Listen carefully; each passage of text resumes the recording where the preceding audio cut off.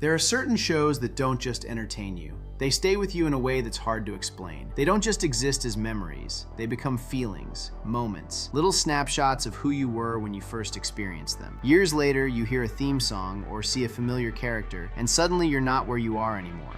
You're somewhere else. You're younger. You're sitting on the floor, way too close to the television, not because the screen was small, but because you didn't want to miss anything.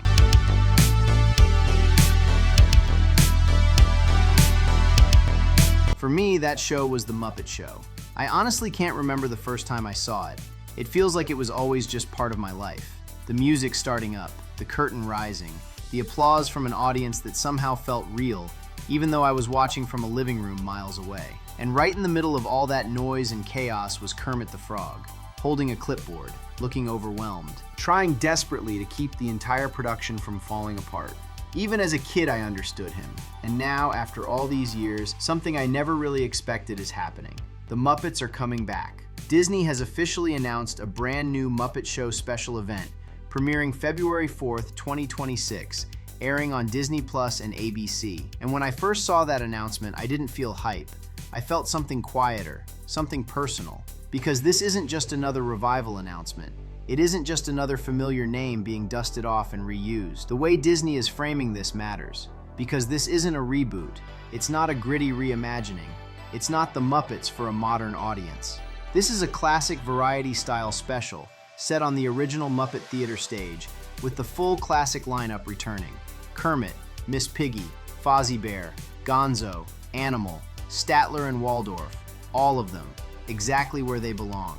And the featured guest for the night is Sabrina Carpenter, which actually feels like a thoughtful choice. Someone who understands musical performance, understands timing, and understands how to be part of the joke instead of above it. Behind the scenes, this also isn't being treated like a cheap nostalgia project. It's directed by Alex Timbers and executive produced by Seth Rogen and Evan Goldberg, alongside the Muppet Studio, Disney-branded television, and 20th Television. That combination tells you something.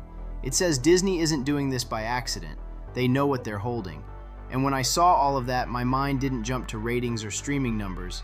It went backward. I thought about being a kid and not fully understanding why the Muppet Show worked, but knowing without question that it did. I laughed at the slapstick. I laughed at the songs.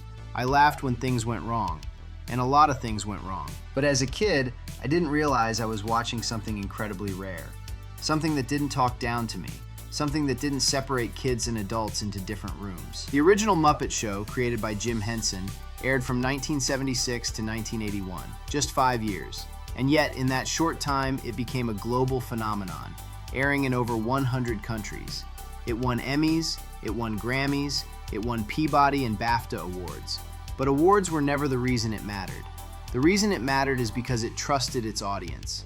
It trusted kids to laugh at more than noise and movement, and it trusted adults to enjoy something whimsical without feeling embarrassed by it. That balance is incredibly difficult to pull off. The Muppet Show understood something that a lot of entertainment still struggles to understand. You can be silly and smart at the same time. You can be chaotic and carefully crafted. You can be funny without being cruel. Kids laughed because puppets were doing ridiculous things. Adults laughed because the jokes were clever, self-aware, and sometimes surprisingly sharp. And often, both groups were laughing at the exact same moment, just for completely different reasons. That's powerful. The show didn't divide its audience, it brought them together. One of the smartest creative decisions the Muppet Show ever made was building chaos directly into its DNA. The show wasn't just a variety show. It was a show about making a show. Everything always felt like it was one step away from collapsing. Miss Piggy constantly hijacked the spotlight, whether she was invited to or not. Fozzie Bear told jokes that bombed so badly they somehow became funnier than if they had landed. Gonzo performed stunts that no responsible producer would ever approve. Sets broke, cues were missed, plans fell apart, and standing in the middle of all of it was Kermit. Kermit wasn't the hero. He wasn't the funniest character. He wasn't the most outrageous. He was the exhausted manager, the adult in the room. The one trying to keep everything together while slowly realizing that perfection was never going to happen. And that's exactly why the show felt real. Because real creativity is messy. Real collaboration is messy. Real life is messy. And instead of hiding that, the Muppet Show embraced it. As a kid, that chaos was exciting. As an adult, it's comforting, because when you go back and rewatch The Muppet Show now, it hits differently.